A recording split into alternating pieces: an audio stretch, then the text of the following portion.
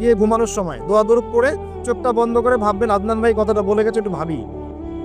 এইটুক যদি ভাবতে পারেন আজকে বাসায় গিয়ে, আজকে ওয়াজ আমার সফর ইনশাআল্লাহ। এই যে 200 কিলো আসছি, আবার 200 কিলো যাবো, ইনশাআল্লাহ সফর।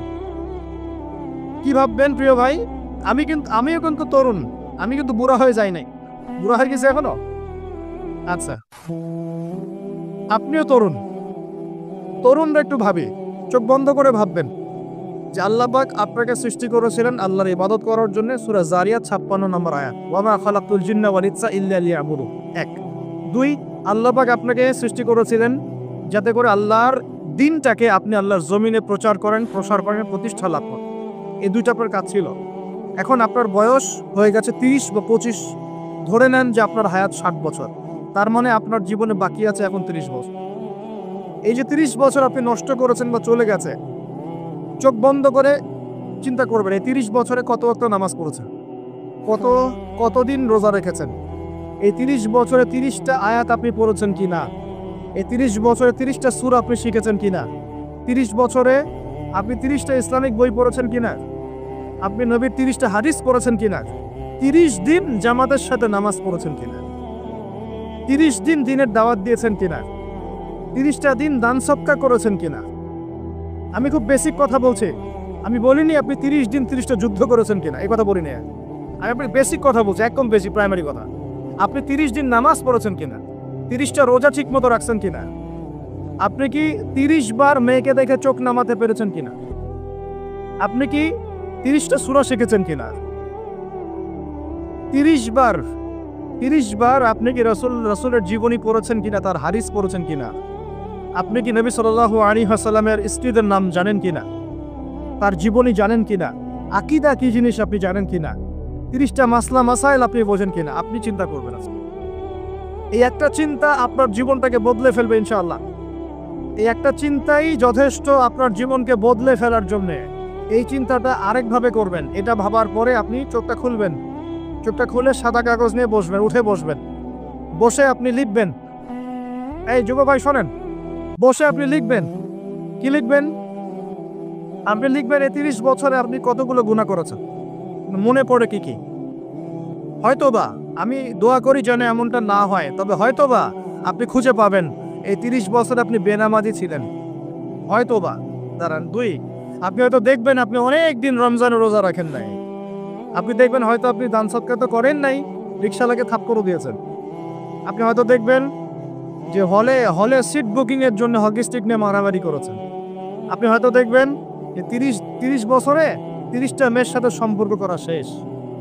আপনি হয়তো দেখবেন যে আপনি অলরেডি পতিতলায় ভিজিট করে চলে আসছেন। আপনি 30 দিন, এই 30 বছরে 30 বার কমপক্ষে এই মাদকের আসরে বসেছিলেন, এবং 30 বছরের বহু সময় আপনি অনলাইনে নষ্ট করেছেন, পর্নোগ্রাফি দেখে নষ্ট করেছেন, গোপনে পার করেছেন। হ্যাঁ, আরো অনেক কিছুই করেছেন। আপনি হয়তো এটা খুঁজে পাবেন। মিথ্যা বলেছেন, প্রতারণা করেছেন, মাপে কম দিয়েছেন, অন্যের উপর অত্যাচার করেছেন। আপনি আপনার যৌবনকে কাজে লাগিয়ে, এই শক্তিটাকে কাজে লাগিয়ে আপনি ইসলামের বিরুদ্ধাচারণা করেছেন, হয়তো এটাও পান। এই একটা চিন্তা যদি করতে পারেন, এখন আপনার সামনে এখন রাস্তা দুটা।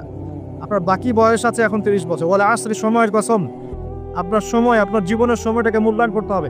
সময়ের কসম, হয় যদি আমার 30 বছর বাকি থাকে এখন, এই বাকি যে আছে কি না আমিও জানি না, কেউ জানে? অনিশ্চিত পরীক্ষার হল, কেউ জানে না খাতা কখন কেড়ে নেওয়া হবে। আর এটা কারাগারের জীবন, মানে কারাগারে বসে কেউ নিজের মন গড়া পদ্ধতিতে চলতে পারে না। যেরকম রুটিন সেরকম চলতে হয়।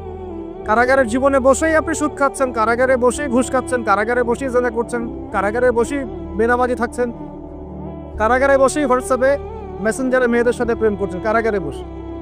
কারাগারের জীবন, কারাগারের জীবন যদি বাকি থাকে আর 20-30 বছর, আপনার সামনে এখন রাস্তা 3টা। 1, আপনি কি গতানুগতিক যেভাবে চলেছেন সেভাবেই শেষ করবেন জীবনটা? যদি শেষ করে দেন, তাহলে পৃথিবীর ইতিহাস থেকে আপনার নাম একদিন মুছে যাবে। আপনি একাই কবরে শুয়ে থাকবেন, আপনার আত্মা ইল্লিনে না গিয়ে সিজ্জিনে চলে যাবে। পৃথিবীর কোনো মানুষ আপনাকে মনে রাখবে না। আপনি একাই আযাব ভোগ করতে থাকবেন, কেউ আপনাকে বাঁচাতে আসবে না। শেষ। এবং এই আযাব একবার শুরু হলে কোনোদিনও শেষ হবে না, কোনোদিনও না। কবরেও, হাসরেও, বারজাখেও এবং আপনার জাহান্নামে। এটা একটা অপশন। 2 নম্বর অপশন, আপনি নিজেকে সংশোধন করলেন, সংশোধন করে গতানুগতিক মুসলিম হলেন। গতানুগতিক মুসলিম কেমন? হ্যাঁ, তওবা করেছি, এখন আমি মাশাআল্লাহ 5 ওয়াক্ত নামাজ টুকটাক পড়ার চেষ্টা করি, আমি মিথ্যা কথা বলি না, আমি হালাল খাওয়ার চেষ্টা করি, হ্যাঁ, আমি পার্ট টাইম কিছু দাওয়াতি কাজ করি এবং আমি আমার পরিবার নিয়ে সুখে শান্তিতে বসবাস করার চেষ্টা করছি। আমি কোনো ঝুঁকির মধ্যে যাই না, ঝুঁকিতে যাই না। মানে আমি সৎ কাজেও আদেশ করি কিন্তু ঝুঁকিতে যাই না, মানে কোনো কিছু এমন কোনো কিছু করি না যাতে আমার উপর কোনো বিপদ আসবে, এটাতে আমি যাই। গতানুগতিক মুসলিম চলছে। আর একটা হচ্ছে সমাজ পরিবর্তনকারী মুসলিম। এরা কেমন? এরা নিজেরা তো জ্ঞান অর্জন করেই এবং জ্ঞান অনুযায়ী আমলও করে, তারা সৎ কাজে আদেশও করে, একই সাথে অসৎ কাজে নিষেধও করে, সত্যটাকে নির্ভীকতার সাথে, সাহসিকতার সাথে, হিকমার সাথে সবার সামনে উপস্থাপন করে, আল্লাহর কাছে দোয়া করে এবং সমাজটাকে পরিবর্তন করে ফেলার চেষ্টা করে। এরা হচ্ছে আহসান, সবচেয়ে উত্তম শ্রেণী। কিভাবে বললাম উত্তম শ্রেণী? নবীজি বলছেন তোমাদের সামনে একটা জামানা আসবে, এটাও শেষ জামানা হাদিস। তোমাদের সামনে একটা জামানা আসবে, জামানা সবরিন, কঠিন সবরের জামানা, ঈমান ধরে রাখা, হাতে জ্বলন্ত আগুন ধরে রাখার মতো হবে। ওই সময় যদি তোমরা কেউ আমার সুন্নতের উপর অটল থাকতে পারো, আমার মৃত সুন্নতকে আবার জীবিত করতে পারো, তাহলে 50 জন শহীদ সাহাবীর নেকি পাবে ইনশাআল্লাহ। এরা সমাজ পরিবর্তনকারী মানুষ। আর ইতিহাসে যারা সমাজ পরিবর্তনকারী মানুষ, তাদের জীবনে পরতে পরতে বিপদ আপদ বলা মুসিবত আসবেই। আমার ছোট্ট গবেষণায় 4টা ক্ষেত্র থেকে আসতে পারে যখন আপনি হকের উপর থাকবেন। 1 নাম্বার, প্রথম বাধা চলে আসবে পরিবার থেকে। কোত্থেকে? পরিবার। আপনি গতানুগতিক মুসলিম হলে আপনি সব জায়গায় পার পেয়ে যাবেন, কিন্তু যদি একটু কঠোরতা প্রয়োগ করেন যে আমি একদম কোরআন সুন্নাহ 100% ফলো করতে চাই, আমি এমন না যে নামাজও পড়ি শুধু খাবো, এমন হবো না।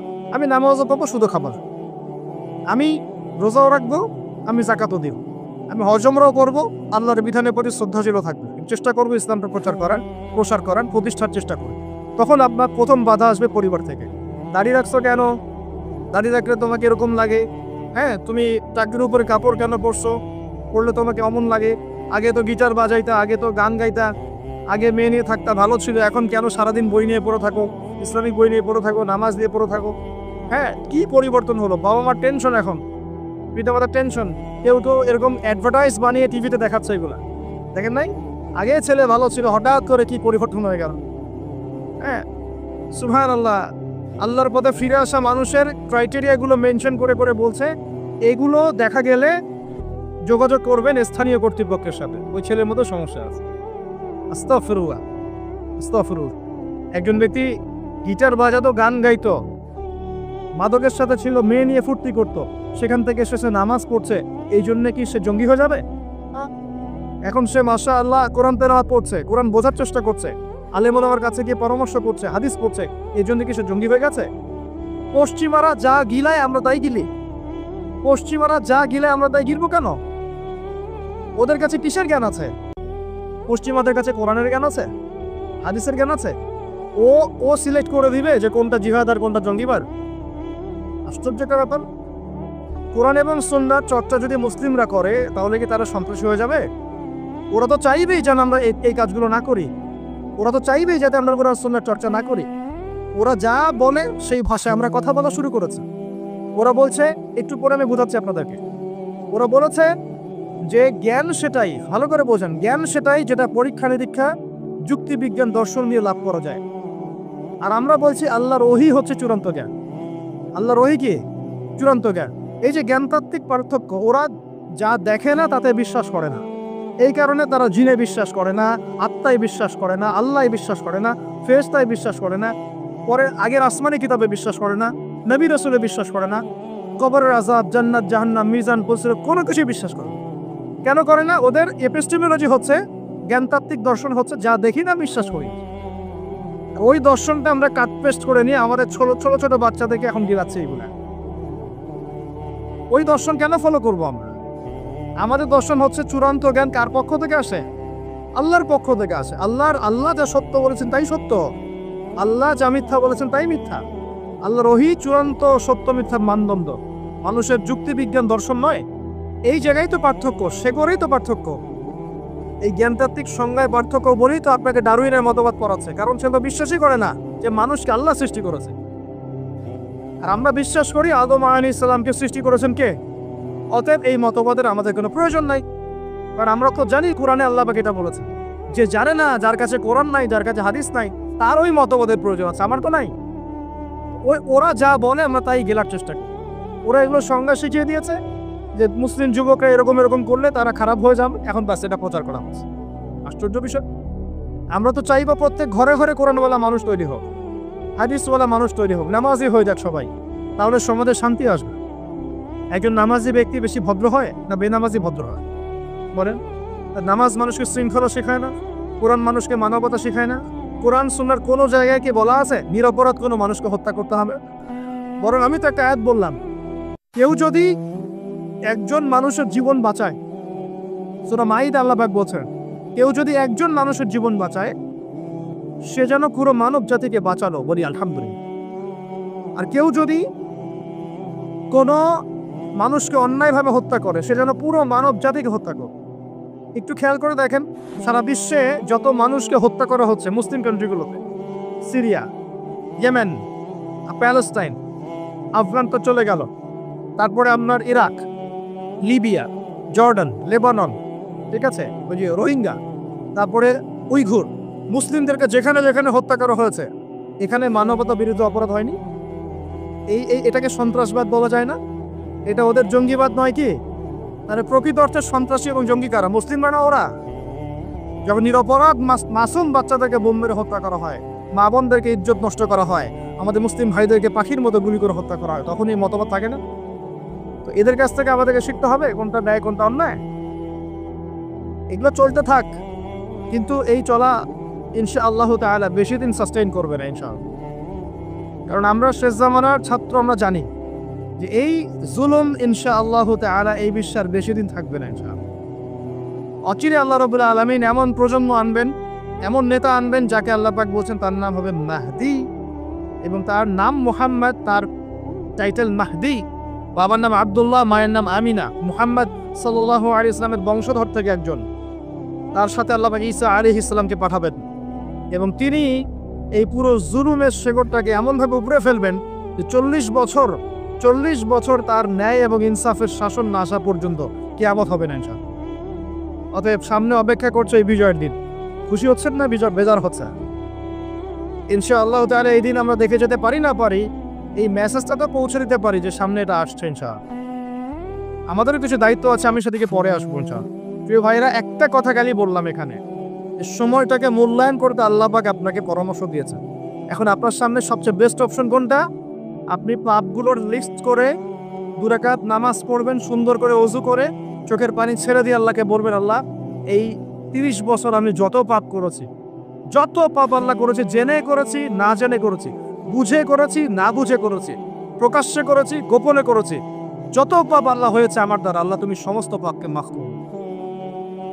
বলবেন আল্লাহুম্মা গফিরলি মা কদ্দামতু ওয়া মা আখারতু ওয়া মা আসরারতু ওয়া মা আ'লানতু ওয়া মা আনতা আ'লামু বিহি মিন্নি আনতাল মুকদ্দিম ওয়া আনতাল মুআখির ওয়া আনতা আলা কুল্লি শাইইন কাদির। এটা একটা দোয়া।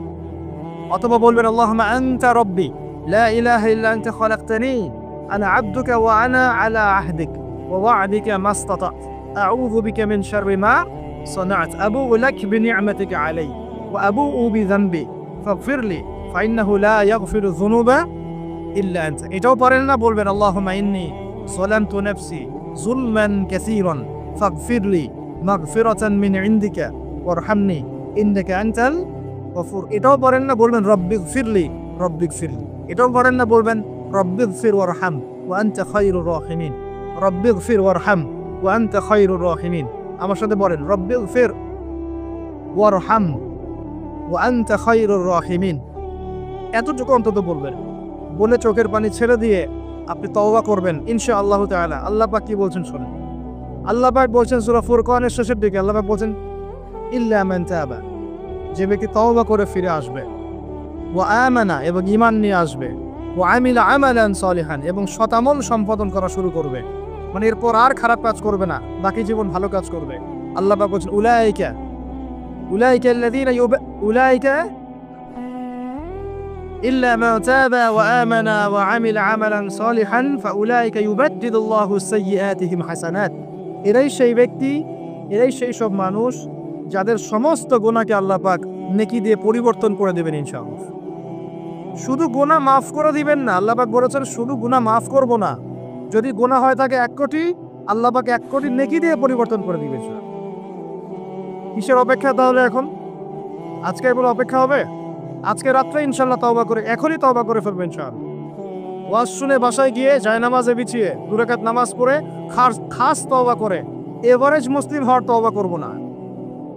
কিরকম মুসলিম হওয়ার তওবা করব? যে মুসলিমরা সমাজ পরিবর্তন করবে ইনশাআল্লাহ, ওই মুসলিম হওয়ার চেষ্টা করব ইনশাআল্লাহ। এটা করতে গেলে কি লাগবে? ফার্স্ট অফ অল আপনাকে জ্ঞান অর্জন করতে হবে। কি করতে হবে? প্রচুর পড়াশোনা করতে হবে, জ্ঞানের বিপ্লব চাই। তারপরে বেশি বেশি নেক আমল করতে হবে নবীর সুন্নাহ অনুযায়ী। এরপর হালাল খাইতে হবে। তারপরে আদর্শ পরিবার করতে হবে, নিজের পরিবারে পর্দা সালাত কায়েম করতে হবে। তারপরে সমাজে সৎ কাজে আদেশ করবেন, অসৎ কাজে নিষেধ করবেন। এই যে মানব কল্যাণমূলক কাজ করবেন, সবার সাথে ঐক্যবদ্ধ থাকবেন, বিভক্ত হবেন না, সবার কল্যাণ চাবেন, কারো অকল্যাণ চাবেন না, কারোর সাথে হিংসা বিদ্বেষ বিভক্ত আমাদের মধ্যে যাবেন না, সমালোচনা সংস্কৃতির মধ্যে যাবেন না। আল্লাহওয়ালা আত্মশুদ্ধিওয়ালা মানুষের কাছে থাকবেন, পলিটিশিয়ানদের সাথে ভালো সম্পর্ক রাখবেন, তাদেরকে নিয়ে দিনের কাজ করবেন, তাদেরকে বাদ দিয়ে দিনের কাজ করবেন না, তাদেরকে নিয়ে দিনের কাজ করবেন। এবং তাদের মধ্যে যারা সৎ, যারা তাদেরকে ভোট দিবেন। সমস্যা ডেমোক্রেসি 100% ইসলামিক পদ্ধতি কিনা সেটা পরের প্রশ্ন। এখান থেকে আপনি এখন বের হতে পারছেন না, তার মানে এখান থেকে স্কিপ করা আপনার পক্ষে পসিবল হচ্ছে না। তাহলে যে ব্যক্তি সৎ তাকে কমসে কম নিযুক্ত করেন, সমস্যা তার দ্বারা কিছুটা হলেও তো উপকার হবে। মানে নাই মামার চেয়ে তো কানা মামা ভালো নাকি? খেলাফত তো কায়েম করতে পারছেন না, পারছেন? তাহলে যে পদ্ধতির মধ্যে তুলনামূলক কিছু সৎ মানুষ আছে, ওই মানুষগুলোকে নিয়ে আসেন, সমস্যা করবে ইনশাল্লাহ। তারাও দিনের জন্য কাজ করবে। আমরা একটা ঐক্যবদ্ধ জাতি হিসেবে বিশ্বের বুকে মাথা তুলে দাঁড়াবো ইনশাআল্লাহ। ইনশাআল্লাহ আমি খুব স্বপ্ন দেখি, আমি খুব আশা পোষণ করি। আর স্বপ্ন দেখতে হয়, স্বপ্নই আপনাকে ঘুমাতে দিবে না। স্বপ্ন কি? স্বপ্ন দেখতে হয়। স্বপ্ন নিয়েই তো মানুষ বাঁচে। একটা উন্নত জাতি গঠনের এবং সব দিক থেকে সমৃদ্ধ একটা দেশ গঠনের স্বপ্ন আমরা সবাই দেখবো, কেন দেখবো না? এই স্বপ্ন নিয়ে আমরা বাঁচবো, ইসলামিকভাবে গড়বো, যাতে বিশ্বের বুকে আমাদের দেশটা মাথা তুলে দাঁড়াতে পারে ইনশাআল্লাহ। মাথা তুলে দাঁড়াবো মানে, কাতার একটা ছোট্ট কান্ট্রি না? ঢাকা শহরের সমান হয়তো না, কাতার এত ছোট কান্ট্রি। এই ছোট্ট একটা কান্ট্রি সারা বিশ্বের বড় বড় অ্যাফেয়ার্সের মধ্যে মাথা ঢুকাচ্ছে।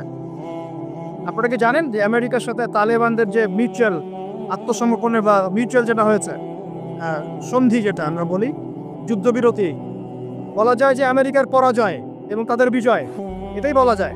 তো এখানে সবচেয়ে ভালো ভাইটাল রোল কে প্লে করেছেন জানেন? এই কাতার। ছোট্ট একটা কান্ট্রি। কাতার হচ্ছে আমাদের আয়তন অনেক বড়। ওই যে বলেছি উত্তর কোরিয়া ছোট্ট কান্ট্রি, মাথা পিছু আয় আমাদের চাইতেও কম কোনো সময়। মিসাইল বানিয়ে রেখে দিয়েছে, আমেরিকা ভয়ে তার সামনে যেতে পারে। খেয়াল করেছেন? আয়তন কিছুই না। যদি আমরা ঐক্যবদ্ধ হতে পারি, শিক্ষিত হতে পারি, প্রযুক্তির জ্ঞান অর্জন করতে পারি, আমাদের মধ্যে ঐক্য থাকে, আপোষে আমরা মিন মহব্বতের সাথে ন্যায়ের সাথে যদি আমরা সমাজ পরিচালনা করতে পারি, বাংলাদেশও বিশ্বকে নেতৃত্ব দেবে ইনশাআল্লাহ। কেন আমরা সবসময় নতজানু হয়ে থাকবো? কি জন্য? আমরা ঋণ চাবো কেন? আমরা ঋণ দিব উল্টা ওদেরকে।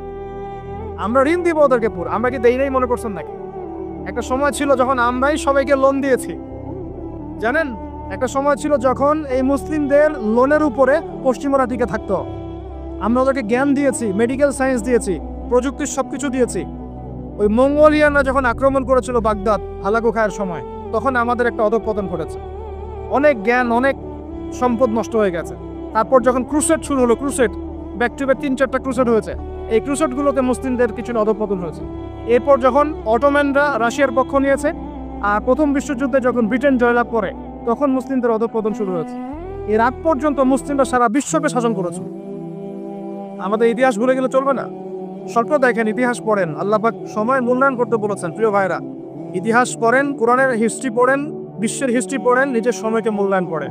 আজকেই তওবা করেন, ফিরে আসেন এবং দিনের জন্য কাজ করেন, প্রত্যয় ব্যক্ত করেন। আল্লাহ পাক তৌফিক দান করুন। এই সময় কসম করে আল্লাহ বছর সবাই পদের মধ্যে আছে। সবাই বলতে কারা? সবাই বলতে সেই সব মানুষ বাদ দিয়ে যারা 4টা গুণ অর্জন করবে। কয়টা গুণ ভাই? মাত্র 4টা গুণ। কয়টা গুণ? এই 4টা গুণ একসাথে অর্জন করতে পারবো ইনশাআল্লাহ? ওয়াদা করছি পারবো ইনশাআল্লাহ। চেষ্টা করবো তো ইনশাআল্লাহ। শুনে নেন, সংক্ষিপ্ত করে বলছি। 1, আমাদের সবাইকে মুমিন হতে হবে। ইল্লাল্লাযীনা আমানু, যারা ঈমানদার। ঈমানদার কারা? উত্তর হাদিসে জিবরিলের মধ্যে আছে, নবী সাল্লাল্লাহু আলাইহি ওয়াসাল্লামকে জিবরাইল আলাইহিস সালাম জিজ্ঞাসা করছেন, আখবিরনি আনিল ঈমান, হে নবী আমাকে ঈমান সম্পর্কে বলুন। এই জায়গায় একটু ভালো করে বোঝেন, এখানে বর্তমান যে শিক্ষা ব্যবস্থা নিয়ে যে কথাটা উঠেছে এর একটা গোড়ার সমস্যা চলে আসবে, একটু ভালো করে বোঝেন এই জায়গাটা। জিবরাইল আলাইহিস সালাম বলছেন, হে মুহাম্মদ সাল্লাল্লাহু আলাইহি ওয়াসাল্লাম ঈমান কাকে বলে? নবীজি বলছেন, আল ঈমান, ঈমান হচ্ছে আন তুমিনা বিল্লাহ, তুমি আল্লাহতে বিশ্বাস করবে, এক, ওয়া মালাইকাতিহি, ফেরেশতাগণে বিশ্বাস করবে, দুই, তিন, ওয়া কুতুবিহি, আসমানি কিতাবসমূহে বিশ্বাস করবে, চার, ওয়া রুসুলিহি, রাসূলগণে বিশ্বাস করবে, পাঁচ, ওয়াল ইয়াউমিল আখির, পরকালে বিশ্বাস করবে, ছয়, ওয়াল কদরি খাইরি ওয়া শাররি, তাকদীরের ভালো মন্দে বিশ্বাস করবে। একটু মনোযোগ দিয়ে দেখেন, ঈমানের 6টা পিলার কি ছোঁয়া যায়? এগুলো কি কঠিন? এগুলো কি তরল? এগুলো কি বায়বীয়? এগুলোকে কি জ্ঞানের সংজ্ঞায় ফেলা যায়? ঈমানের 6 পিলারকে চোখে দেখা যায়, স্পর্শ করা যায়? ঈমানের 6 পিলার, এই 6টা পিলার, এই 6টা পিলারকে কি ল্যাবরেটরিতে ল্যাবে বসে প্রমাণ করা যাবে? এই 6টা পিলারকে কি যুক্তি, বিজ্ঞান, দর্শনের মানদণ্ডে বিচার করা যাবে? যাবে না। আল্লাহ পাক বলছেন, আলিফ লাম মিম যালিকাল কিতাব লা রাইবা ফি হুদাল লিল মুত্তাকিন, মুত্তাকি কারা? আল্লাযীনা ইউমিনুনা বিল গায়বি, যারা এই গায়েবে বিশ্বাস করে। ঈমানের 6 পিলার সবই গায়েব। এই গায়েবে অদৃশ্য বিশ্বাস না করতে পারলে আপনি মুমিন হতে পারবেন। আমাদের বিলিভ, আমাদের বিশ্বাসের ভিত্তিটা হচ্ছে অদৃশ্য। আমাদের বিশ্বাসের ভিত্তি কি? অদৃশ্যের জগৎ, গায়েবের জগৎ। আর পশ্চিমাদের বিশ্বাসের জগৎ হচ্ছে দৃশ্যমান জগৎ। এ কারণেই তাদের শিক্ষা সিস্টেমগুলো সব দৃশ্যমান জিনিসে বিশ্বাস করে, অদৃশ্য বিশ্বাস করে। এই কারণেই তারা এই সব মতবাদগুলোকে বইপত্র নিয়ে আসে।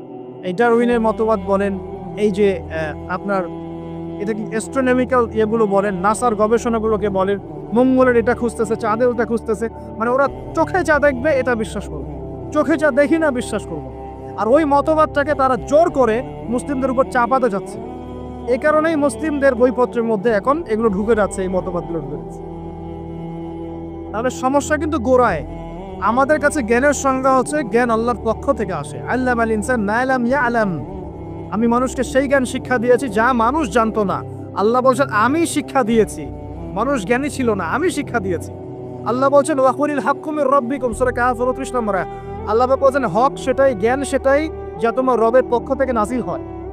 আল্লাহ বলছেন ফালা তাকুনান্না মিনাল মুমতারিন, এই হক আল্লাহর পক্ষ থেকে আসে, তুমি সন্দেহ পোষণ করো না। ওদের জ্ঞানের সংজ্ঞা জ্ঞান দেখা যায়, ছোঁয়া যায়, উপলব্ধি করা যায়, এর আলোকে জ্ঞান তারা নির্ধারণ করে। আমরা বলছি জ্ঞান হচ্ছে আল্লাহর পক্ষ থেকে আসে। এটাকে আমরা ফিলোসফি ভাষায় বলি এপিস্টেমোলজিক্যাল একটা ডিফারেন্স, মানে জ্ঞানতাত্ত্বিক পার্থক্য। এই কারণেই শিক্ষা ব্যবস্থায় এই দ্বৈনতা দেখা দিচ্ছে। ওদের শিক্ষা ব্যবস্থা এরকম, চোখে যা দেখবে তা বিশ্বাস করবে, চোখে যা দেখবে না বিশ্বাস করবে। আর আমাদের শিক্ষা ব্যবস্থার ভিত্তি হচ্ছে অদৃশ্য, গায়েবে আমরা বিশ্বাস করি। আল্লাহ গায়েব, দেখি নাই বিশ্বাস করি, ফেরেশতা বিশ্বাস করি, আসমানি কিতাব বিশ্বাস করি, নবী রাসূল বিশ্বাস করি, পরকাল বিশ্বাস করি, আপনার ভাগ্যে বিশ্বাস করি। এগুলো বিশ্বাস না করলে আপনি মুমিন হতে পারবেন না। আর আল্লাহ পাক বলছেন মুমিন না হলে ক্ষতির মধ্যে আছো, সময়ের কসম। প্রথম শর্ত মুমিন হতে হবে, মনে বিশ্বাস করতে হবে, মুখে স্বীকার করতে হবে, কাজেও বাস্তবায়ন করতে হবে। এই পার্থক্যের কারণেই শেকড়ের সমস্যা হয়েছে। এখন ডালপালা নিয়ে আমরা নাড়াচাড়া শুরু করেছি। এইটা কেন, ইতিহাস কেন বিকৃত হচ্ছে, কেন ডারউইনের মতবাদ, কেন এই কেন সেই, এর শেকড়টা হচ্ছে এখানে। এখানে জ্ঞানতাত্ত্বিক পার্থক্য আছে। তো ওরা জ্ঞানের সংজ্ঞা যা বোঝে আমাদের সংজ্ঞা তা নয়, আর ওদের বুঝটাকে জোর করে চাপিয়ে দেওয়া হচ্ছে আমাদের উপরে। দেখছো এখন সলিউশন কি? সলিউশন হচ্ছে আপনাকে বিকল্প সিলেবাস চিন্তা করতে হবে, এমন সিলেবাস যেখানে জেনারেল এবং ইসলামিক শিক্ষার সমন্বয় থাকবে এবং সেগুলোকে পড়ানোর মতো মুত্তাকি টিচারও থাকতে হবে। এরকম ইনস্টিটিউশন থাকতে হবে, বা যেগুলো আছে সেগুলোর মধ্যে নতুনত্ব, সিলেবাসে নতুনত্ব এনে, সংস্কার এনে ইনপুট করতে হবে। অথবা উপরের লেভেল থেকে কোনো উদ্যোগ গ্রহণ করলে ইনশাল্লাহ সমস্যা সব হয়ে যাচ্ছে। আর আমরা আশা করি আমাদের ঊর্ধ্বতন কর্তৃপক্ষ যারা আছেন তারা জোর করে আমাদেরকে এগুলো চাপিয়ে দিবেন না ইনশাল্লাহ। আমরা আশা করি তারা এগুলোর ব্যাপারে সচেতন হবেন এবং এই অনইসলামিক শিক্ষাগুলোকে আমাদের সোনামণিদের বই থেকে দূর করবেন ইনশাল্লাহ। বিশ্বাস করেন, একটা বছর সময় লাগবে না, 1 বছর লাগবে না ইনশাল্লাহ। 1 বছরের মধ্যে পুরো শিক্ষা সিস্টেমকে ঢেলে সাজানো সম্ভব। প্রত্যেক প্লে গ্রুপ থেকে শুরু করে মাস্টার্স পর্যন্ত প্রত্যেক সেকশনে জেনারেল শিক্ষার সাথে ইসলামিক শিক্ষাকে সমন্বয় করা সম্ভব, 1 বছর লাগবে না ইনশাআল্লাহ।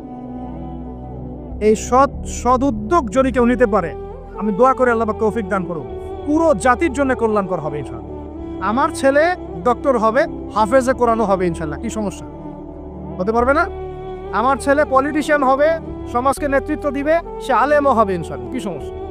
একজন ইমাম সাহেব, মুফতি সাহেব, তিনি অর্থনীতির জ্ঞান রাখবেন, কি সমস্যা? কোনো সমস্যা? একজন মুহাদ্দিস মুফতি যারা ফারেগ হয়ে বের হচ্ছেন, তারা বিশ্ব রাজনীতি সম্পর্কে জ্ঞান রাখবে, কোনো সমস্যা? সবকিছু আমরা পড়াশোনা করতে হবে, তারপরে আমরা যে যা সেকশন ভাগ করে নেব ইনশাআল্লাহ আযজা ওয়া জাল্লা। এইখানে একটা সমস্যা, জ্ঞানতাত্ত্বিক সমস্যা। ইমানের সংজ্ঞাটা শেখেন। ইমানের সবকিছু গায়েবে বিশ্বাস, আমরা গায়েবে বিশ্বাস করি। এখন শুধু বিশ্বাস করলে কি হবে না, আমলও করতে হবে। কেউ যদি বলে আমি ইমানদার, নামাজ পড়ি না, চলবে কথা?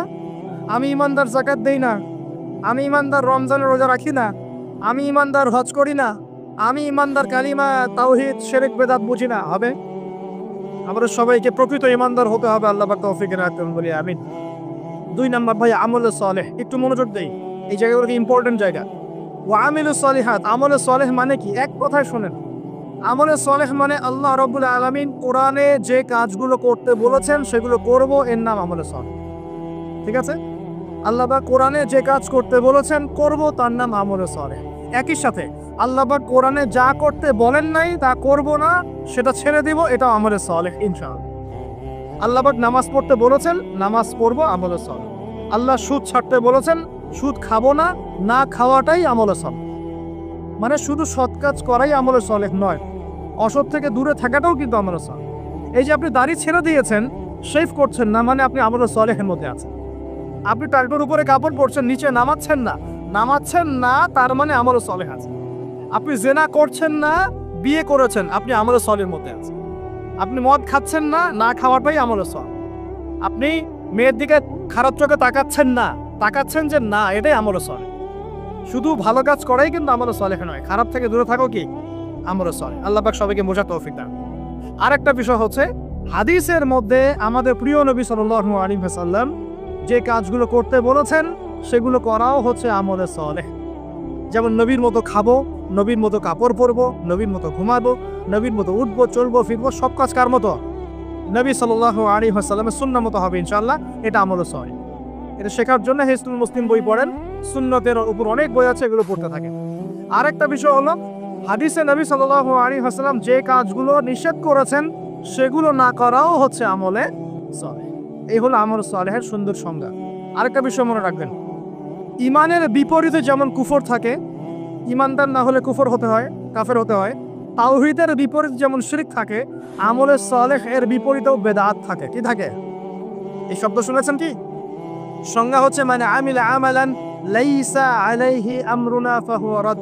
কোন ব্যক্তি যদি এমন কোন আমল করে যে আমলের পক্ষে নবী সাল্লাল্লাহু আলাইহি ওয়াসাল্লামের পক্ষ থেকে কোনো দলিল প্রমাণ নাই, সাহাবীদের পক্ষ থেকে কোনো দলিল প্রমাণ নাই, এরকম যদি কোনো আমল কেউ করে, এরকম কোন আকীদা কেউ পোষণ করে, সেটা হবে বেদাতি আমল, বেদাতি আকীদা। বোঝা যাচ্ছে?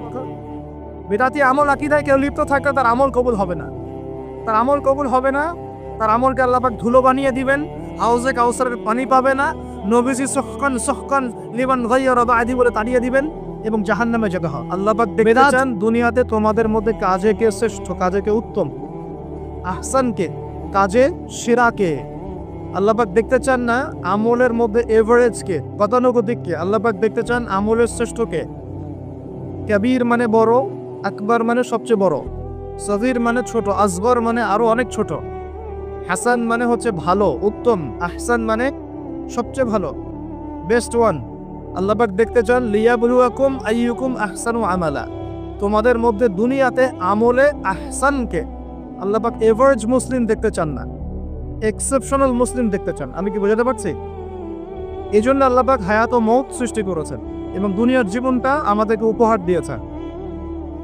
আরেকটা উদ্দেশ্য হচ্ছে আল্লাহ পাক দেখতে চান এই কারাগারের জীবনে আমলের শ্রেষ্ঠকে এবং কে আল্লাহ পাকের বিধানগুলো মেনে চলে, এবং কারা কারা আল্লাহ পাকের জমিনের মধ্যে তার খেলাফতের দায়িত্ব পালন করে। আমরা কিন্তু আল্লাহর খলিফা, আমরা কি আল্লাহর খলিফা। আমাদের পিতাকে আল্লাহ পাক সৃষ্টি করেছিলেন পৃথিবীতে আল্লাহর খলিফা হিসেবে, আল্লাহর খলিফার কাজ কি? শুধু ইবাদত করাই খলিফার কাজ নয়। আল্লাহর খলিফার কাজ হচ্ছে আল্লাহ পাকের জমিনের মধ্যে ন্যায় বিচার প্রতিষ্ঠা করা, আল্লাহর বিধান প্রতিষ্ঠা করা। এটা আল্লাহর খলিফার কাজ। যদি পৃথিবীতে আমরা আল্লাহ পাকের বিধান প্রতিষ্ঠা না করে শয়তানের বিধান প্রতিষ্ঠা করি, তাহলে আমরা আল্লাহর খলিফা থাকবো না, শয়তানের খলিফা হয়ে যাব। আমি কি বুঝতে পারছি? আল্লাহ পাক দুনিয়ার এই কারাগারের জীবনটাতে আমাদেরকে নির্ধারিত সময় দিয়েছেন, ওয়াল আসরির সময়ের কসম। আরেকটা অর্থ এখান থেকে নেওয়া যায়, সেটা হলো আল্লাহ পাক সময়ের কসম করে আমাদেরকে মূলত অতীতকালের দিকে তাকাতে বলছেন। কোন দিকে? অতীতের দিকে। কোরআন খুললে আপনি দেখবেন, আমার সামনে যে কিতাব আছে আল্লাহ পাকের কিতাব আল কোরআনুল কারীম, এই কোরআনুল কারীমকে আপনি 3টা ভাগে ভাগ করতে পারবেন। একটা অংশে গিয়ে দেখবেন এখানে আছে হুকুম আহকাম, কি করা যাবে কি করা যাবে না, কি করতে হবে কি করতে হবে না। দ্বিতীয় অংশে গিয়ে আপনি পাবেন আল্লাহ রাব্বুল আলামিনের তাওহীদ, রিসালার, আখিরাত, এই বিষয়টা পাবেন। আল্লাহ এক, মুহাম্মদ সাল্লাল্লাহু আলাইহি ওয়াসাল্লাম শেষ নবী, এবং আখিরাত, এর পরের জীবন, এর ধাপগুলো, হিসেব নিকেশ, জান্নাত জাহান্নাম, এগুলো পাবেন। আরেকটা অংশে গিয়ে আপনি পাবেন ইতিহাস। কি পাবেন? ইতিহাস, পূর্ববর্তী নবীগণের ইতিকথা পাবেন। একদম আদম আলাইহিস সালাম থেকে শুরু করে শেষ নবী মুহাম্মদ সাল্লাল্লাহু আলাইহি ওয়াসাল্লাম পর্যন্ত পুরো হিস্ট্রি আপনি কোরআনে পাবেন ইনশাআল্লাহ। আল্লাহ পাক ওয়াল আসরি বলে আমাদেরকে একটু পিছনের দিকে তাকাতে বলছেন, একটা জিনিস লক্ষ্য করতে বলছেন। সেই জিনিসটা কি? সেই জিনিসটা হচ্ছে আল্লাহ পাক লক্ষ্য করতে বলছেন যে আদম আলাইহিস সালাম থেকে শুরু করে শেষ নবী পর্যন্ত, বলেন মুহাম্মদ রাসূলুল্লাহ সাল্লাল্লাহু আলাইহি ওয়াসাল্লাম পর্যন্ত আল্লাহ পাকের একটা কমন সুন্নত দেখা যাচ্ছে। কমন সুন্নত, সাধারণ সুন্নত। কি সুন্নত? প্রত্যেক যুগে যুগেই যারা আল্লাহ পাকের বিধান মেনেছে, তার নবীর আনুগত্য করেছে, আল্লাহ পাক সেই মুমিন মুসলিম বান্দাদেরকে দুনিয়াতেও নাজাত দিয়েছেন, পরকালেও জান্নাত দিয়েছেন। ঠিক আছে কথার? আচ্ছা, আরেকটা সুন্নত হচ্ছে প্রত্যেক যুগে যুগে, আদম থেকে নিয়ে শুরু করে মুহাম্মদ সাল্লাল্লাহু আলাইহি ওয়াসাল্লাম পর্যন্ত, প্রত্যেক যুগে যুগেই যে বা যারাই আল্লাহর কথা শোনে নাই, আল্লাহর বিধান মানে নাই, তার নবীর আনুগত্য করে নাই, আল্লাহ পাক দুনিয়াতেও ধ্বংস করেছেন, আখিরাতেও ধ্বংস করেছেন। এই সুন্নতটা ইতিহাসে একদম কমন। আমি এক্সাম্পল দিয়ে বোঝাচ্ছি।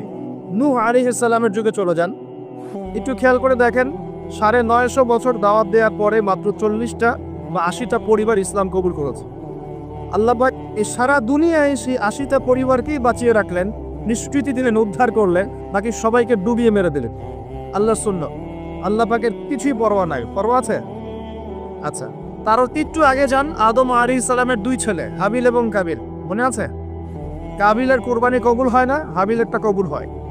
এখানে হিংসা, এখানে কি হিংসা, পরশ্রী কাতরতা। তারটা কেন কবুল হয়, আমারটা কেন হয় না?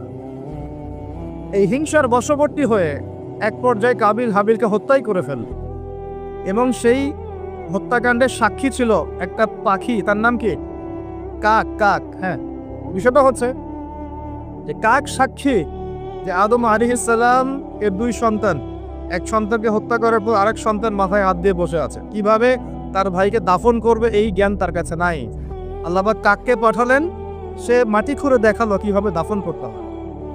তার মানে শিক্ষা আমাদের চারপাশেই আছে। শিক্ষা গ্রহণ করার জন্য সবসময় টেক্সট বুকের প্রয়োজন হয় না। শিক্ষা গ্রহণ করার জন্য সবসময় টেক্সট বুকের প্রয়োজন হয় না, এই ডারউইনের মতবাদের প্রয়োজন হয় না। শিক্ষা গ্রহণ করার জন্যে একটু দূরদর্শিতাই যথেষ্ট। বহু মানুষ এই পৃথিবীতে বেঁচে আছেন যাদের অক্ষর জ্ঞান নাই, লিটারাল জ্ঞান নাই, কিন্তু তার অনেক বেশি অভিজ্ঞতা সম্পন্ন আছেন না? আচ্ছা, এমনকি আমাদের প্রিয় নবী মুহাম্মদ রাসূলুল্লাহ সাল্লাল্লাহু আলাইহি ওয়াসাল্লাম কিন্তু এই আক্ষরিক জ্ঞান, আলিফ বা তা সা এর লিখতে পড়তে জানতেন না। এটা কি আপনারা জানেন? আল্লাহ পাক তাকেই শেষ নবী করেছেন, এবং আমরা তাকে বলি তিনি উম্মি। উম্মি মানে হচ্ছে অক্ষর জ্ঞানহীন। কিন্তু এই পৃথিবীর সবচাইতে জ্ঞানী মানুষ, ইতিহাসের শুরু থেকে শেষ পর্যন্ত সবচাইতে জ্ঞানী মানুষ হচ্ছেন মুহাম্মদ রাসূলুল্লাহ সাল্লাল্লাহু আলাইহি ওয়াসাল্লাম। অক্ষর জ্ঞানী সবকিছু নয়। সিগনেচার করতে পারলেই এই আপনার একটা জাতি জ্ঞানী হয় না। সাক্ষরতার হার বাড়লেই একটা জাতি জ্ঞানী হয় না। একটা জাতি জ্ঞানী হয় তখন যখন তার ভিতরে আধ্যাত্মিক পরিবর্তন আসে, যখন তার ভিতরে মানবিক গুণগুলি ইনস্টল হয়, যখন সে মানবতার কল্যাণে কাজ করতে পারে, যখন সে খারাপ পথে যায় না, ন্যায়ের পথে থাকে, অন্যায়ের পথে যায় না, তখন সে ভালো হয়। অক্ষর জ্ঞান সব কিছু নয়। আর আমরা এখন পাশের হারটাকে বেশি ফোকাস করি। কত পার্সেন্ট পাশের হার, কত পার্সেন্ট শিক্ষিত, এটা বড় কথা নয়, কত পার্সেন্ট পাশের হার। পাশের হার সব কিছু নয়। একটা দেশ আছে এখনো পৃথিবীর, তার নাম ভুটান। কি নাম? বলা হয় যে পৃথিবীর সবচেয়ে সুখী দেশগুলোর মধ্যে একটা হচ্ছে ভুটান। তারা কীরকম জানেন? কৃষিকাজ করে, হ্যাঁ কৃষিকাজ করে, দিন আনে দিন খায়, চাষাবাদ করে, ফসল ফলায়, যে ফসল খাওয়া দাওয়া পর করার পর যেটা বেঁচে যায় সেটা এক্সপোর্ট করে। কেউ কারোর সাথে হানাহানিতে যায় না। হ্যাঁ, ছোট ছোট ছোট পরিবারে বিভক্ত, গোত্রীয়, সেখানে গোত্রীয় বিভাগ আছে, কিছু পলিটিশিয়ানরাও আছেন, কিন্তু কারোর সাথে কোনো হানাহানি কাটাকাটি এইসবে নাই তারা। পৃথিবীর সবচেয়ে সুখী দেশগুলোর তালিকায় ভুটানকে বলা হয় একটা দেশ। শিক্ষা নিলেন কাবিল কার কাছ থেকে? কাকের কাছ থেকে। এখানে একটা হাদিস মনে পড়ে যায়, শেয়ার করি। নবী সাল্লাল্লাহু আলাইহি ওয়াসাল্লাম বলেছেন, এই পৃথিবীতে প্রথম হত্যাকাণ্ড সংগঠিত করেছিল কাবিল। এজন্যই এই পৃথিবীতে যত মানুষকে অন্যায়ভাবে হত্যা করা হবে, বিনা কারণে অন্যায়ভাবে হত্যা করা হবে, এই সমস্ত খুনের যে পাপ, এই পাপের একটা অংশ কাবিলের আমল নামায় যুক্ত করা হবে। বলি নাউজুবিল্লাহ। সপ্তাহে জারিয়া যেমন আছে, আরেকটা টার্ম আছে, সেটা হলো গুনাহে জারিয়া।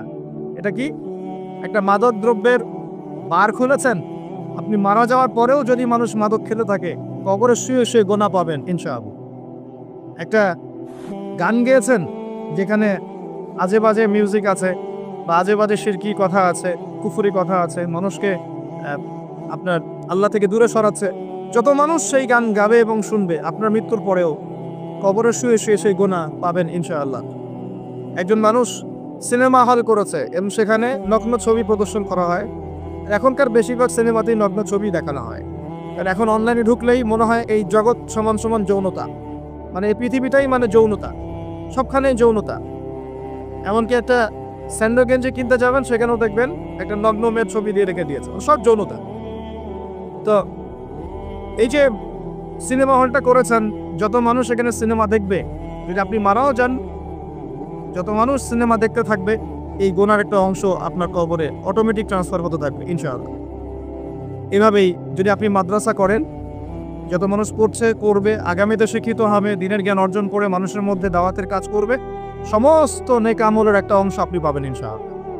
একটা মসজিদ করেছেন, মসজিদে ইনভেস্ট করেছেন, একটা মসজিদ করে দিয়েছেন, এই মসজিদে যত মানুষ নামাজ পড়বে ইনশাআল্লাহ আপনি এর একটা নেকির ভাগিদার হবেন ইনশাআল্লাহ।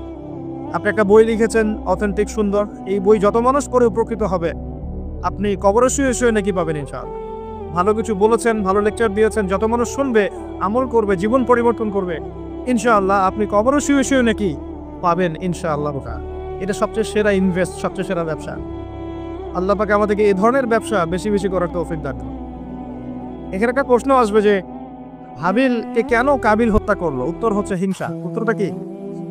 এই কাবিলের সুন্নত কিন্তু 1400 বছরেও, 1400 বছর না, 1400 বছর তো নবীর যুগই চলে গেছে। আসলে এই লক্ষ লক্ষ বছরের পরেও কাবিলের এই সুন্নত কিন্তু শেষ হয়ে যায় নাই, এখনো কিন্তু হাবিল কাবিলের সুন্নত সমাজে আছে।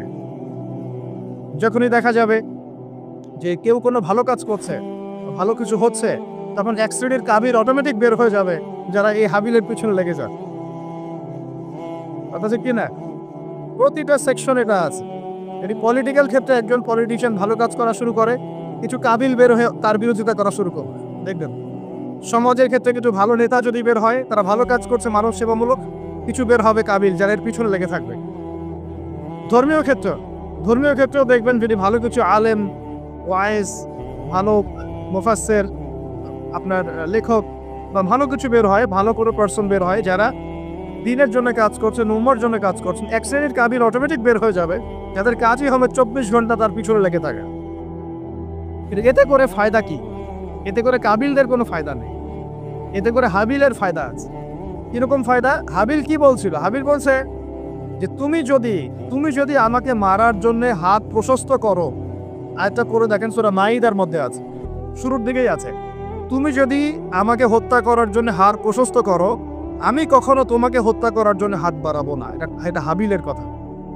কত উচ্চ লেভেলের শিক্ষা তার পিতামাতা তাকে দিয়েছেন, কত উঁচু লেভেলের শিক্ষা আদম আলাইহিস সালাম এবং হাওয়া আলাইহিস সালাম তাকে দিয়েছেন, কত উচ্চ মানের তাকওয়া তার মধ্যে ছিল। সে বলছে, তুমি যদি হাত বাড়াও আমাকে মারার জন্য, হে কাবিল, আমি তোমাকে হত্যা করার জন্য আমার হাত বাড়াবো না, বরং আমি ভয় করছি আমাকে হত্যা করলে তুমি আমার এবং তোমার সমস্ত গোনা নিয়ে কিয়ামতের মাঠে উঠবে এবং তুমি শয়তানের অন্তর্ভুক্ত হয়ে যাবে। তাহলে কাবিল কি শেষমেশ এই দলে পড়ে নাই? এই দলেই পড়েছে। আল্লাহ পাক আমরা সবাইকে হাবিল হওয়ার তৌফিক দান করুন, আর দৃশ্য অদৃশ্যের কাবিলদের থেকে আল্লাহ পাক হেফাজত করুন বলি আমি। এখানে একটা সুন্নত আল্লাহ পাকে দেখেন, সময়ের কসম খেয়াল করেন যে ওই সময়ও আল্লাহ পাক হাবিলকে রক্ষা করেছেন, পরকালে জান্নাত দিয়েছেন। কাবিল কিন্তু জান্নাতে যাচ্ছে না, তার ঘাড়ের মধ্যে নিজের ভাইয়ের হত্যার অপরাধ আছে। নবী পরিবারের সন্তান হওয়া সত্ত্বেও তার পরিণতি কিন্তু ভালো হলো না। খেয়াল করেছেন কি? আচ্ছা, এবার সামনে যান। নূহ আলাইহিস সালামের জীবন তো দেখলেন। এই 80টা পরিবারকে আল্লাহ পাক হেফাজত করলেন, বাকি সবাইকে ডুবিয়ে মারলেন। আমরা যারা এখন পৃথিবীতে বেঁচে আছি, এই 800 কোটি বা 1000 কোটি মানুষ, কোনো না কোনোভাবে কিন্তু আমরা সবাই এই 80টা পরিবারেরই সন্তান। কথা বুঝতে পারছেন না বন্ধু? এই যে বিশ্ব ভ্রাতৃত্বের কথা বলি না আমরা, এই বিশ্ব ভ্রাতৃত্বের কথা তো পশ্চিমারা বলে মানুষকে দেখানোর জন্য, কথার কথা বলে। সত্যিকারের বিশ্ব ভ্রাতৃত্ব শিখতে হলে কোরআন পড়তে হবে। সত্যিকারের বিশ্ব ভ্রাতৃত্ব শিখতে হলে কোরআন পড়তে হবে। কোরআন বলছে এই যে পরিবারগুলোকে আল্লাহ পাক বাঁচিয়েছেন, জুদি উপত্যকায় এই নৌকা গিয়ে ঠেকেছে, ওই নৌকায় যারা ছিলেন তাদেরকে দিয়ে পরবর্তীতে পৃথিবী আবাদ করা হয়েছে। নূহ আলাইহিস সালামের 4 সন্তান ছিলেন। কয় সন্তান? একজন হচ্ছে শাম। কি নাম? শাম। এই শাম এর বংশধর হচ্ছে এই যে মিডল ইস্টের মানুষরা, মধ্যপ্রাচ্যের যে মানুষরা আছে, এটা শামের বংশধর। এক ছেলের নাম হাম। হাম ছিল কালো বর্ণের, মানে ব্ল্যাক স্কিন। এই হামের বংশধর হচ্ছে আফ্রিকান কন্টিনেন্টে যে মানুষগুলো আছে, আফ্রিকান কন্টিনেন্ট, এই যে কালো কালো মানুষগুলো, তারা কিন্তু হামের বংশধর। একজন হচ্ছে ইয়াফাস। ইয়াফাস হচ্ছে ওই ইউরোপিয়ান যারা, এরা হচ্ছে ইয়াফাসের বংশধর, সাদা চাঁদরা। আরেকজন সন্তান ছিল, তার নাম সম্ভবত কেনান। এই সন্তান নৌকায় ওঠে নাই। সে বলেছিল, তার বাবা তাকে ডাকছিল, নৌকায় আসো, আল্লাহর আযাব থেকে আজকে কেউ বাঁচাতে পারবে না। সে বলছে যে আমি পাহাড়ে উঠে যাব, পাহাড় আমাকে সেভ করুন। নবী পরিবারের সন্তান হওয়ার পরেও এই কেনান পানিতে ডুবে মারা গেল। আল্লাহ পাক তাকে বললেন, হে নূহ, লাইসা মিন আহলিক, সে তোমার পরিবারের কেউ না। নূহ আলাইহিস সালাম বলছেন, আল্লাহ সে আমার সন্তান, তাকে মাফ করে দাও। আর আল্লাহ পাক বলছেন, লাইসা মিন আহলিক, সে তোমার পরিবারের কেউ না। মানে আল্লাহর হুকুম আহকাম না মেনে চললে নবী পরিবারের সন্তান হয়েও কেউ আল্লাহর গজব থেকে বাঁচতে পারবে না। আর আমরা তো কিছুই না, আমরা কিছু। আমাদের অহংকার শোভা পায়, আমি অমুক আলেমের সন্তান, অমুক মুহাদ্দিসের সন্তান, অমুক বক্তার সন্তান, হ্যাঁ, অমুক পলিটিশিয়ানের সন্তান, অমুক রাষ্ট্রনেতার সন্তান। এসব জাতি, বর্ণ, গোত্র, এগুলো আল্লাহর আযাব থেকে বাঁচাতে পারবে না যদি কোরআন সুন্নাহ ফলো না করেছ। এটা মূল কথা। আরো সামনে যান। এবার ইব্রাহিম আলাইহিস সালামের যুগটা আপনাকে দেখাই। ওই যুগের সময়টা দেখেন, বলে আসনি। ওইখানে আল্লাহ রাব্বুল আলামিন ইব্রাহিম আলাইহিস সালাম এবং তার অল্প সংখ্যক অনুসারীকে উদ্ধার করেছেন, বাঁচিয়েছেন। নমরুদের এই বিশাল রাজত্ব আল্লাহ পাক ধসিয়ে দিয়েছেন কি দেন নাই? আল্লাহর সুন্নত পরিবর্তন হয়েছে? হয়। আল্লাহ পাক ইব্রাহিম আলাইহিস সালামকে আগুনের পরীক্ষা থেকেও বাঁচিয়েছেন, আর নমরুদকে সামান্য মশা দিয়ে মেরে ফেলেছে। আল্লাহর সুন্নত কোনো পরিবর্তন হয়নি। নবী মূসা আলাইহিস সালামের যুগে যান, ফেরাউনের বিশাল বাহিনী, এখনকার এই রাশিয়ান বা ন্যাটো বা ইউরোপিয়ান কন্টিনেন্টে যতটা আছে, এই সবগুলোকে একত্রিত করলেও মনে হয় ফেরাউনের বাহিনীর মতো হবে না। এই পুরো বাহিনীটাকে মনে হয় 1 ঘন্টার মধ্যেই আল্লাহ পাক লোহিত সাগরে ডুবিয়ে মেরে দিলেন। একদিনের মধ্যেই। আল্লাহ পাকের কোনো পরোয়া নাই। আর বনু ইসরাইল আর মূসা আলাইহিস সালামকে আল্লাহ পাক উদ্ধার করলেন। আল্লাহ পাকের সুন্নত এটাই, যুগে যুগে, বলে আসরি, একই সুন্নত। আজ জাতির কথা দেখেন, বিশাল আকার দেখেন মানুষ ছিল, একদম তাল গাছের সমান সমান লম্বা। তারা একটা কথা বলতো, মান আশাদ্দু মিন্না কুওয়া, আমাদের যে শক্তিশালী কে আছে, তারা বলতে কথা। আল্লাহ পাক ওদেরকে 6 দিন 7 রাতের মধ্যেই এই বাতাসের তীব্র বেগে উপড়িয়ে দিলেন, খেজুর গাছের কাণ্ডের মতো ঘরের সামনে পড়ে থাকে। কেউ বাঁচাতে পারলো না। বাঁচাতে পারলো? পরের জেনারেশন আসলো সামুদ জাতি। তাদের নবীর নাম কি? সালেহ আলাইহিস সালাম। সালেহ আলাইহিস সালাম দাওয়াত দিলেন, তারা দাওয়াত কবুল করলো না। আল্লাহ পাক সালেহ আলাইহিস সালাম এবং তার সাথীদেরকে বাঁচালেন। সামুদ জাতিকে বজ্রপাত, বিদ্যুৎ চমকায় না বিদ্যুৎ, এই বিদ্যুৎ দিয়ে পুরো সামুদ জাতিকে আল্লাহ পাক ধ্বংস করলেন। কিভাবে ধ্বংস করলেন জানেন? একবার খালি একটা শব্দ হয়েছে, বিকট এক শব্দেই শেষ। একটা বিকট শব্দ, ব্যাস এক শব্দে সবার জান চলে গেছে, জান কবজ হয়ে গেছে এক সপ্তাহ। সামুদ জাতি শেষ। একটা জাতির নাম ছিল মাদিয়ান, কওমে মাদিয়ান। এই জাতির নবী ছিলেন শুআইব আলাইহিস সালাম। এই জাতির পাপ ছিল তারা মাপে কম দিত। কি করতো? আজকে যারা ব্যবসা করে মাপে কম দেন, সতর্ক হয়ে যাবেন। একটা জাতির উপর দুর্ভিক্ষ নেমে আসে তখন যখন ওই জাতি মাপে কম দেয়। আমাদের সমাজে প্রচুর ব্যবসায়ী আছেন যারা মাপে কম দেন, ভেজাল খাওয়ান, একদিনের খাবার আরেকদিন খাওয়ান, মিথ্যা কসম করে পণ্য বিক্রি করেন এবং মানুষকে বিষ খাওয়াতেও দ্বিধাবোধ করেন না, সামান্য কয়টা টাকার জন্য। সামান্য কয়টা টাকার জন্য। কয়দিন আগে দেখলেন না এই যে বিরিয়ানি একটা রেড করলাম, দেখেন নাই? এই যে 2 গ্লাস খাওয়াচ্ছে, খান আপনারা খান, ওরা খাবে না, ওরা খাচ্ছে না। এরকম ব্যবসায়ের সংখ্যা কি কম না বেশি? সবখানেই প্রতারণা। আমি এদিকে আসছি পরে ইনশাআল্লাহ। মানে শেষ জামানার সবচেয়ে বড় সমস্যাগুলোর মধ্যে একটা হচ্ছে বিশ্বাসহীনতা, প্রতারণা। এই জামানায় আমানত উঠে যাবে। কি উঠে যাবে? আমানত উঠে যাবে। আমানতদার ব্যক্তি খুঁজে পাওয়া যাবে না। নবীজি বলছেন ফসকার মতো মনে হবে, ফসকার মতো। গায়ে ফসকা পড়লে যেমন 2-1টা দাগ থেকে যায়, এরকম আমানতদার ব্যক্তি রেয়ার খুঁজে পাওয়া যাবে। মানুষ বলবে অমুক গ্রামে একটা আমানতদার ব্যক্তি আছে, এক রেয়ার হয়ে যাবে। সবখানে প্রতারণা। ঢাকার মতো শহরে যারা আমরা থাকি, মানুষের চোখে মুখে গেলে অবিশ্বাস, খালি অবিশ্বাস। কেউ কাউকে বিশ্বাস করতে পারে।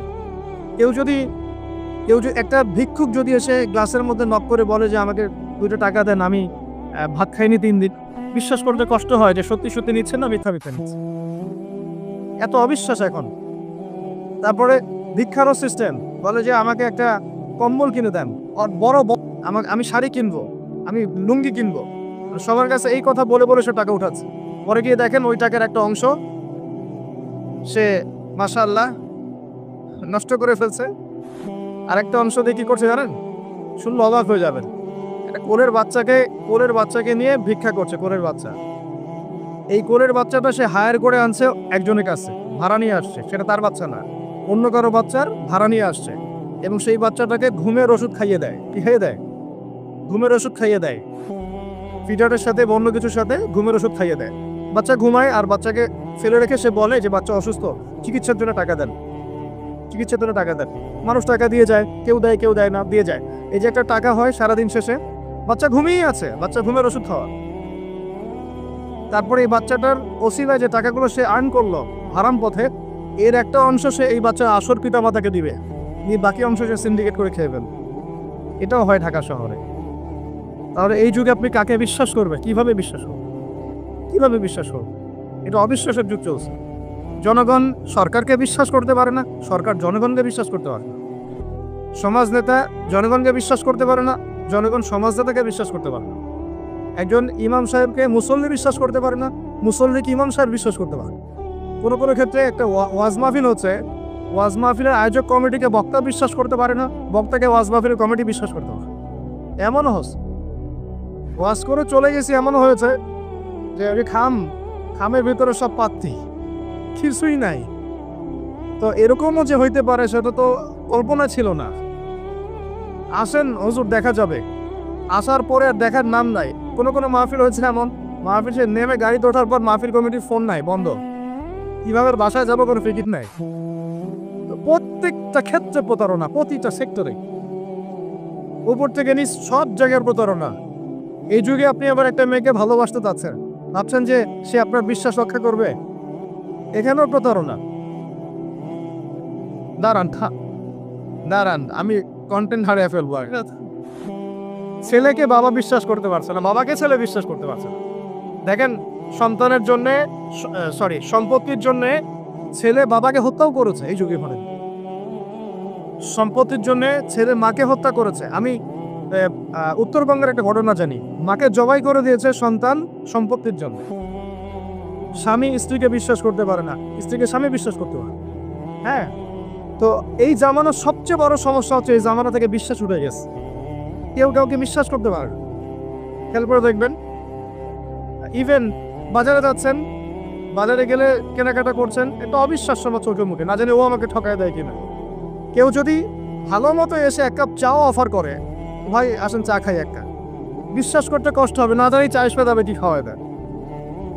সব ক্ষেত্রে, প্রতিটা ক্ষেত্রে একই অবস্থা। দেখেন ওই সমাজে ওই মাদিয়ান কওমের মধ্যে এই অবিশ্বাস ছিল, প্রতারণা ছিল, আর মানুষকে তারা মাপে কম দিয়ে ঠকাতো।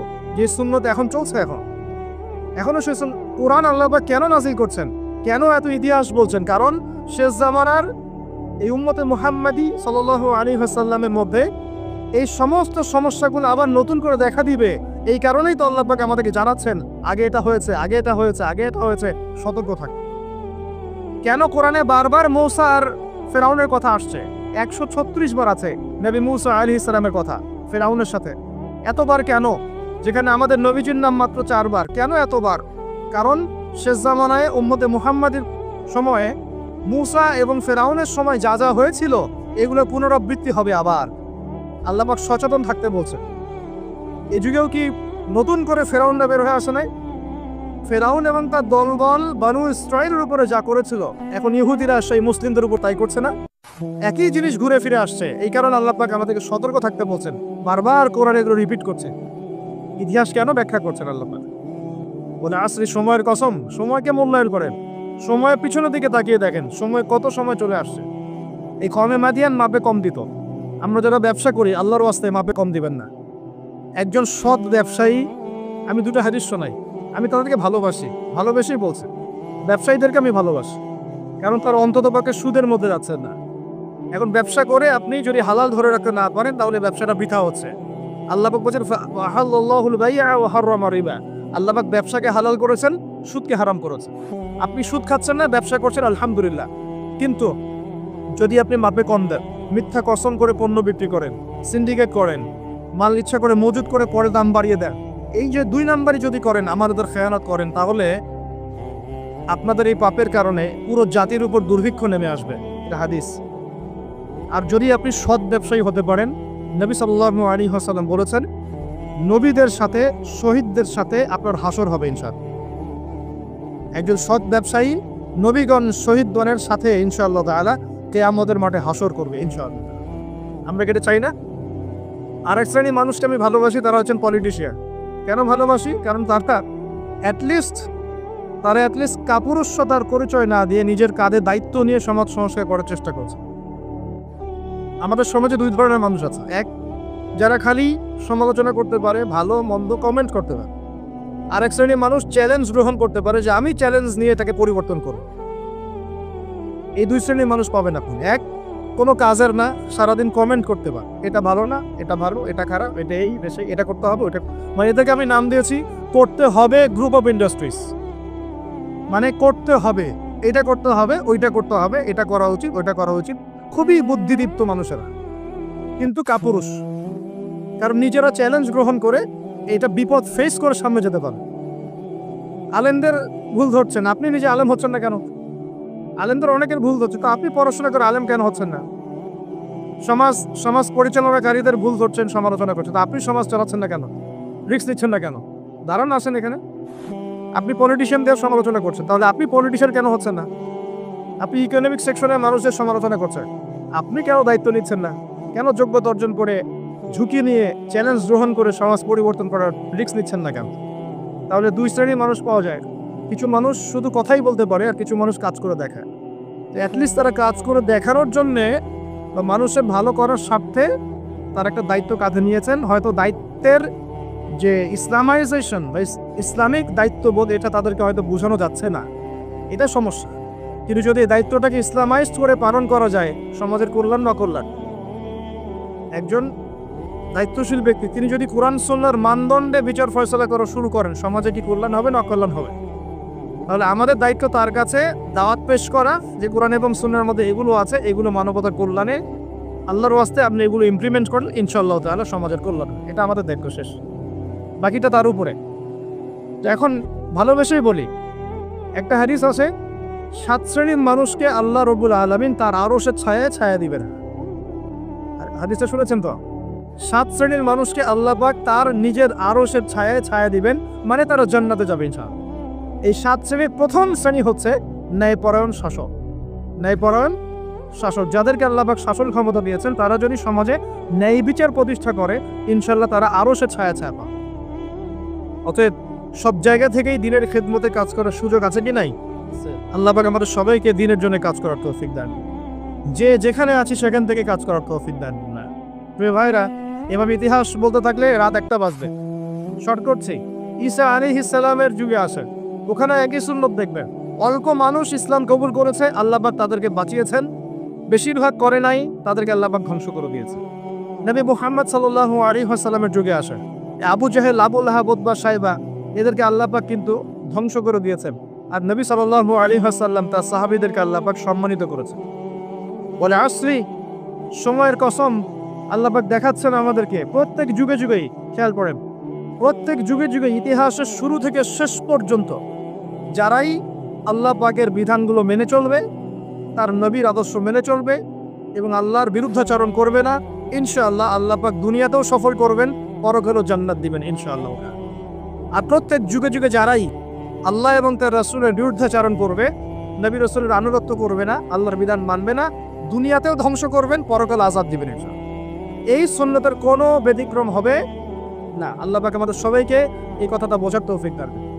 এবারে সময় বা মহাকালের কসম আল্লাহ পাক আরেকটা কারণে করেছেন। যুবক ভাই, আপনি বোঝেন, এই সময় বা মহাকালের কসম আল্লাহ পাক আরো একটা কারণে করেছেন। সেটা হলো আল্লাহ পাক আমাদের হায়াতকে মূল্যায়ন করতে বলছেন। আল্লাহ পাক আমাদের হায়াতকে মূল্যায়ন করতে বলছেন। একটু চোখ বন্ধ করে রাত্রেবেলা চিন্তা করবেন। মনে করেন আপনার হায়াত 60 বছর। কত বছর? মনে করেন, ফর এক্সাম্পল, চোখ বন্ধ করবেন আজকে বাসায় গিয়ে ঘুমানোর সময়, দোয়া দরুদ পড়ে চোখটা বন্ধ করে ভাববেন আদনান ভাই কথাটা বলে গেছে, একটু ভাবি। এইটুক যদি ভাবতে পারেন আজকে বাসায় গিয়ে, আজকে ওয়াজ আমার সফল ইনশাআল্লাহ।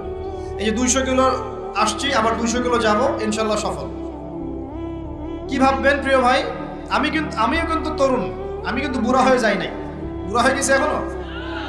আচ্ছা, আপনিও তরুণরা একটু ভাবি, চোখ বন্ধ করে ভাববেন যে আল্লাহ পাক আপনাকে সৃষ্টি করেছিলেন আল্লাহর ইবাদত করার জন্য। সূরা জারিয়াত 56 নম্বর আয়াত, ওয়া মা খালাকতুল জিন্না ওয়াল ইনসা ইল্লা লিয়াবুদুন।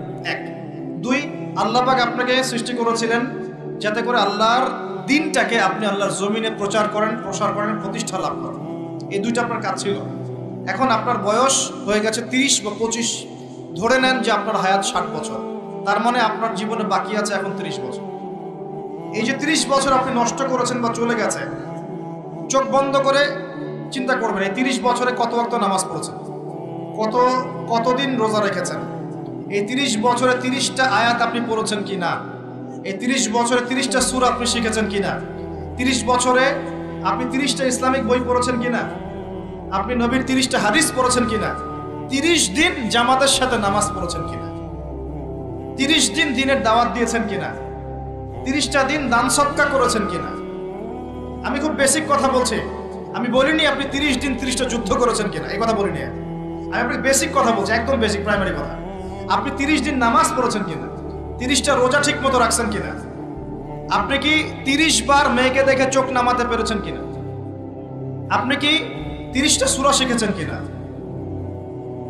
30 বার আপনি কি রাসূলের জীবনী পড়েছেন কিনা, তার হাদিস পড়েছেন কিনা, আপনি কি নবী সাল্লাল্লাহু আলাইহি ওয়াসাল্লামের স্ত্রীদের নাম জানেন কিনা, তার জীবনী জানেন কিনা, আকীদা কি জিনিস আপনি জানেন কিনা, 30টা মাসলা মাসাইল আপনি বোঝেন কিনা। আপনি চিন্তা করবেন আজকে, এই একটা চিন্তা আপনার জীবনটাকে বদলে ফেলবে ইনশাআল্লাহ। এই একটা চিন্তাই যথেষ্ট আপনার জীবনকে বদলে ফেলার জন্য।